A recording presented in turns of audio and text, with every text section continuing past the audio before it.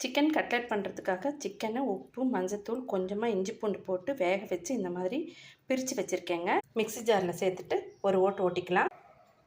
இந்த மாதிரி ready பண்ணிக்கணுங்க. 3/4 kilo சிக்கனுக்கு 1/2 கிலோ உருளைக்கிழங்கு வேக வச்சு இந்த மாதிரி மசிச்சு வச்சுக்கலாம். ஒரு நான்ஸ்டிக் பேனில் 3 டேபிள் ஸ்பூன் அளவுக்கு எண்ணெய் ஊற்றிக்கிறேன். இது கூட பொடியாக கட் பண்ண வெங்காயம், இஞ்சி பூண்டு விழுது, உப்பு 1/2 டீஸ்பூன், உருளைக்கிழங்கும் சேர்த்து கறி மசால் 2 டீஸ்பூன், மிளகாத்தூள் 1/2 டீஸ்பூன். இது கூட சிக்கனை சேர்த்துக்கலாம். ஒரு 5 நிமிஷம் நல்லா வதக்கிக்கலாம். நல்லா பொடி மாஸ் மாதிரி சிக்கன் ரெடி ஆகிடுச்சு.